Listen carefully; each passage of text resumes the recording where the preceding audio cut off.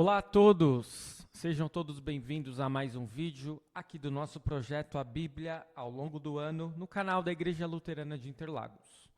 Vamos no dia de hoje, 2 de junho, dar prosseguimento ao estudo de 2 Crônicas, capítulos 5 a 8. Vamos juntos?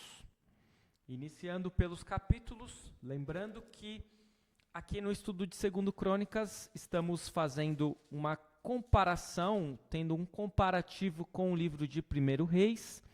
Aquilo que nós já estudamos, nós não vamos repetir, estamos destacando especialmente as diferenças. Temos como principais destaques as dádivas de Davi são colocadas no templo e Salomão leva a arca para o templo.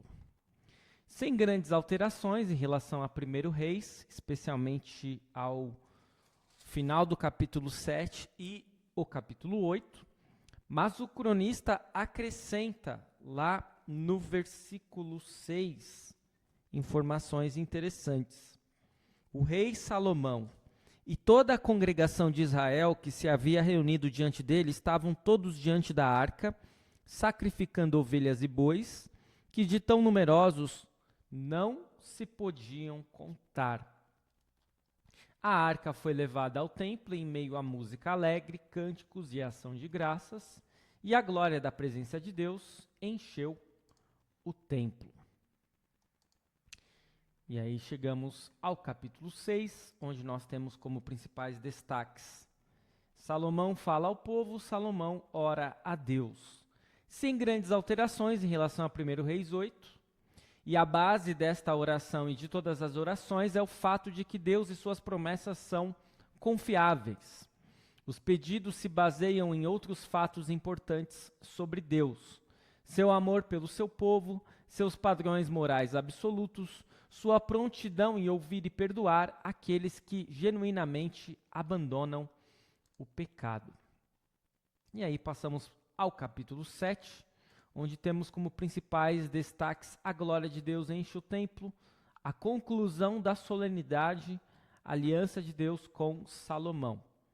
A grande alteração em relação a 1 Reis está nos versículos 1 a 3, onde nós temos exatamente a glória de Deus enchendo o templo. Vale a pena fazermos a leitura na íntegra.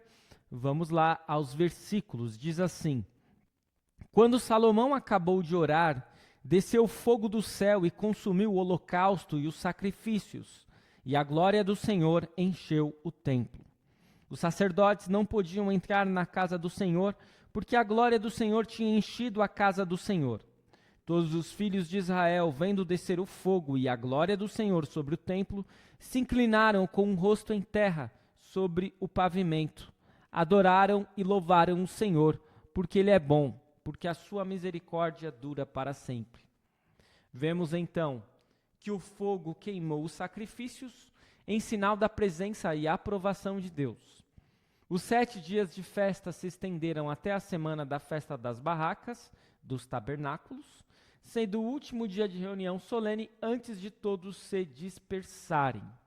Dos versículos 11 a 22, temos numa segunda aparição, Deus concordando com todos os pedidos de Salomão, mas em troca, ele esperava obediência leal.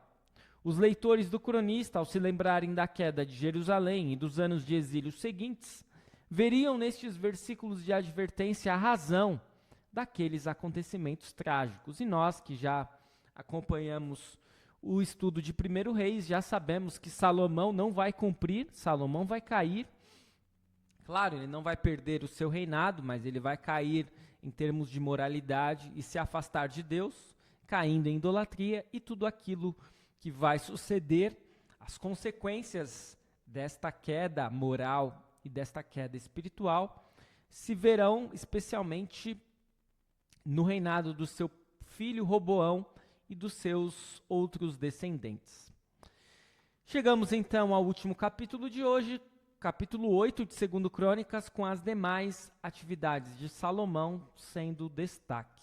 Sem grandes alterações em relação a 1 Reis 9, com exceção dos versículos 2 e 11 a 15, vale a pena a leitura. O versículo 2 diz: ele também reconstruiu as cidades que Irão lhe tinha dado e fez habitar nelas os filhos de Israel.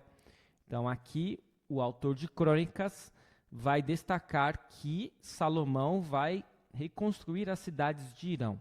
E os versículos 11 a 15, onde lemos: Salomão trouxe a filha de Faraó da cidade de Davi para o palácio que ele havia construído para ela, pois disse: minha esposa não morará no palácio de Davi, rei de Israel, porque os lugares em que entrou a arca do Senhor são santos.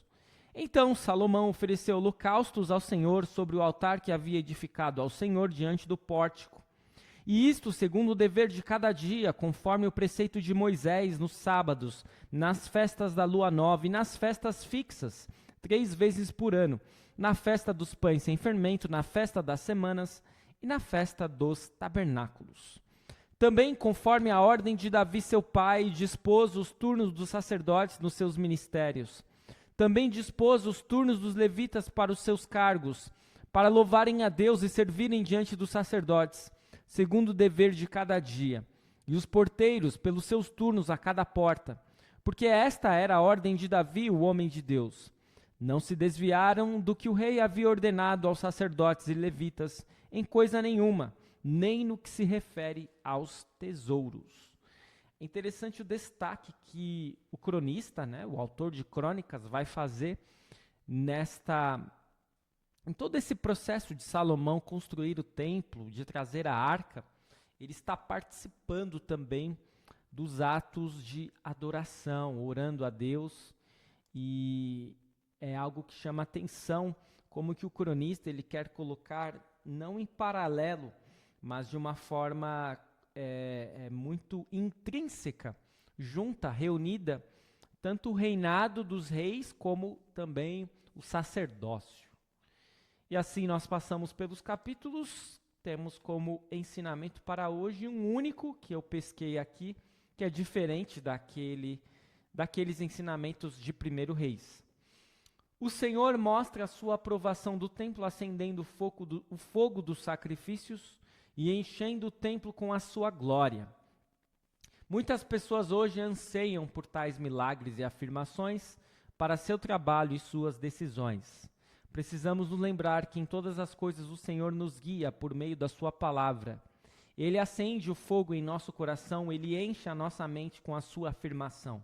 Sua bondade e misericórdia são nossas com toda certeza em Cristo. E como destaque podemos deixar o versículo 3 do capítulo 7, exatamente sobre este episódio da glória de Deus enchendo o templo.